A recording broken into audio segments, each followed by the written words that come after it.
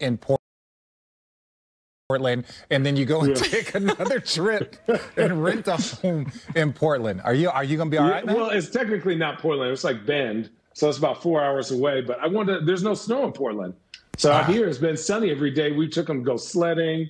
They would make it snowman, so it's nice, man. You gotta mix it up a little bit, dog. Channing's he's just really trying to emphasize why they call it God's country.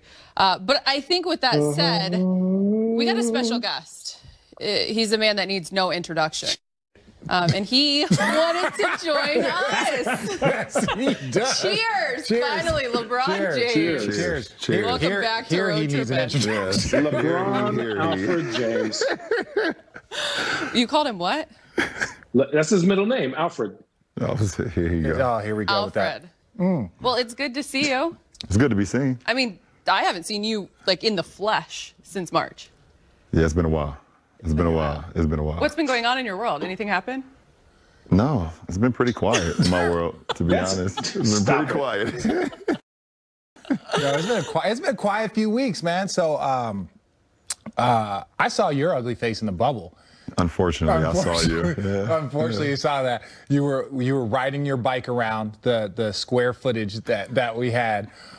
It was tough for me because I was only there for 40 days. How long were you guys there? 96 days, 95 nights. I would never forget it. Oh, He's got it down. you have it down to the hours and minutes? 96 days, 95 nights. I would never forget it, man. What was the experience? Okay, so now you guys had the best experience because you left with a championship. But what, like, overall, like, to see it pulled off, to see all the things that went on to get it done, and then to see all of some of the positive change and the positive messages that were going on in the bubble, how was the entire experience? So what side you want first? Man, we got hours. Okay, so we'll go with the good first. Let's go with the good. Let's go with the good. Okay, so Adam Silver in the NBA, Michelle Roberts and that crew, they did a hell of a job of putting that thing together. And I mean, obviously we saw what was going on early on with baseball. We see now what's going on with football, no matter the pros or college, with with COVID and the pandemic. So for them to put that together and for it to be able to last the way it lasts, kudos to both sides. From a social injustice standpoint, us as the players to be able to use the NBA platform and us be able to go out there and speak about systemic racism, police brutality, voter suppression, everything that was going on, gave us an opportunity. I mean, obviously, we know you played for the franchise and we competed against them. Yeah. With the Warriors, they say strength is numbers. Yeah. Strength in numbers. We actually saw that in the bubble. The Milwaukee Bucks, they sat out a game, they boycotted a game because of something that happened in their backyard, what we all aware of, and we all stood in solidarity with Milwaukee Bucks. And if we had decided to leave at that very moment, our numbers and being as strong as we could have been would have been depleted. So as far as us being able to stick through that and be able to create some change while we were in there and speak about things that was going on in the communities and talk about things that was just affecting not only our personal lives, but our own communities and things of that nature, unbelievable. Basketball, unbelievable. I loved every part of the basketball. Besides not having fans, Laker Nation, I and the rest of the group, guys, we miss you guys so damn much. It's like, it was eerie. It's eerie. The first time, no kidding. The first time I got to watch a game, I think it was conference finals. And so I'm sitting there watching the guys run out, and they're like, ladies and gentlemen, the Los Angeles Lakers. And the guys were just joking. They were like, hey, running out. And it was like, no applause.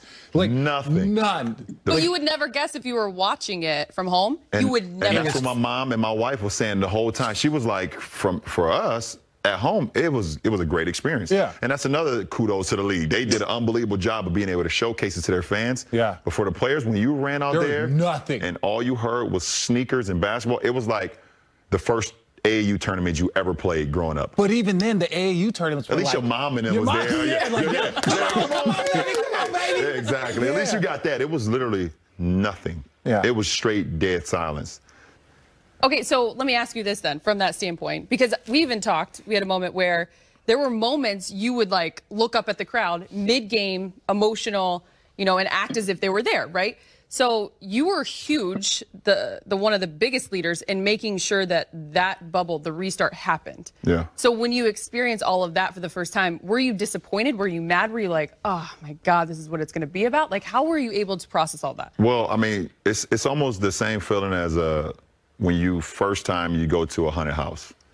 You get excited with your friends are telling you how great it is, and you get juiced up. You really don't realize how scary that shit is until you get inside of that haunted house. Yeah. And that's what I compare to the bubble. We were all excited to get back. We were excited to be playing basketball again. I mean, we stopped playing in March, so we were all excited. But you don't really know what you're getting yourself into until you get inside the bubble and they tell you, that right there, you cannot go outside that gate. You cannot go outside that line. If you go outside that line, the gun line boss from life, if you go outside that gun line, you will be in 14-day quarantine. And that is the last thing that you want to be. You're already inside of a bubble.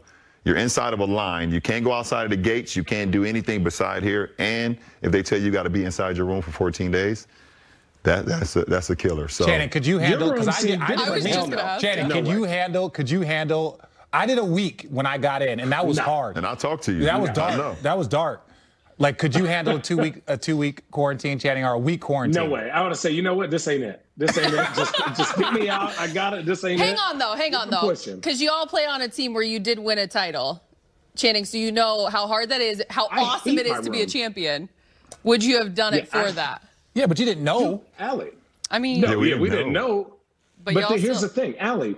I was always going out. I was always like walking around, meeting somebing, doing something. I was never in my room. Channing, this guy walks around every city we go to. Is the worst. He goes. He just walks around towns like he's not 7 foot. Why I like Golden State is because there are so many homeless people I could just talk to when you guys got tired of me. I just walk up and strike a conversation. Channing would have fit. But real quick, I want one thing, because when I got there, again, it was so weird getting there towards the latter phase. And so, like, you're talking to, I was just with the crew, ESPN staff, TNT staff, and it was weird because we normally don't get to hang out. Like Allie LaForce, I met her, and Rebecca Harlow. These are people we're never at the same arena at the same time, because they're normally TNT, we're ESPN. So you get a chance to, like, talk to different people and have conversations with them. But they said, like, that 48 hours when the Milwaukee Bucks decided to walk off, no one knew if there was ever